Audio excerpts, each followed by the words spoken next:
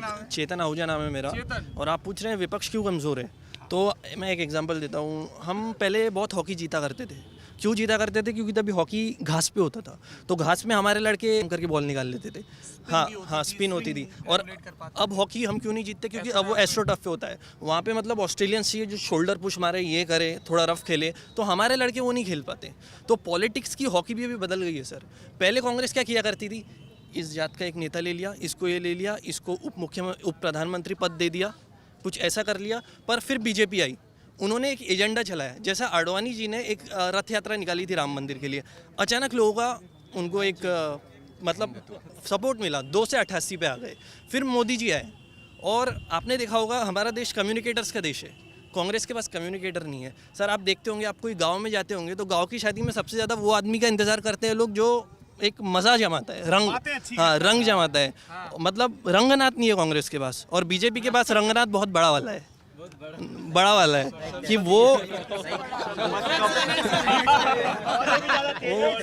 वो सबसे बड़ा रंगनाथ है। उसको अगर खड़ा कर दिया आपने, 2004 में शपथ ली थी, हाँ वो ठीक है, वो रंगनाथ बहुत बड़ा वाला है सर।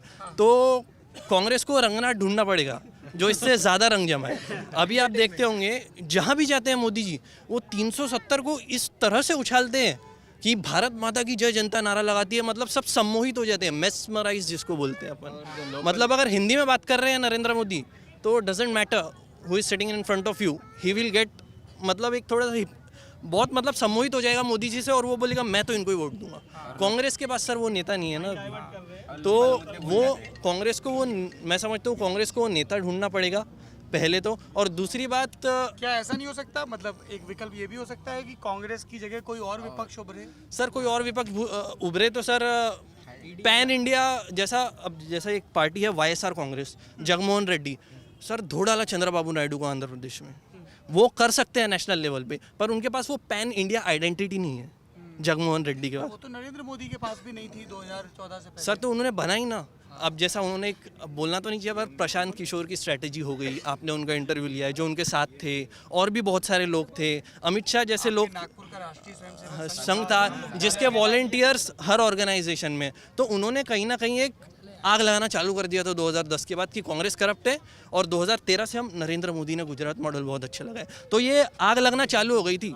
तो 2014 में धुआं उठा, और ऐसा उठा कि कांग्रेस ही पूरा धुआं बन के गायब हो गई उस धुएं में।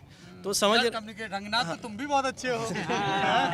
नहीं सर, तो ये 2 चीज़ें मैं समझता हूँ। अगर कांग्रेस तो, लेकिन कांग्रेस तो राहुल गांधी या गांधी परिवार के पार देख ही नहीं पा रही। राहुल गांधी छोड़ा तो सोनिया आ गई। देखिए सर, ये बात है, मैं आपको 4 नेताओं के नाम बताता हूँ। 4 नेताओं के नाम: ज्योतिरादित्य सिंधिया, मिलिंद देवड़ा, सचिन। ज्योतिरादित्य सिंधिया की क्या पूंजी है? वो गुना में लोकसभा चुनाव। नहीं सर, हार एक बड़े बेटे, वो भी बड़े राजनीतिक परिवार से सर।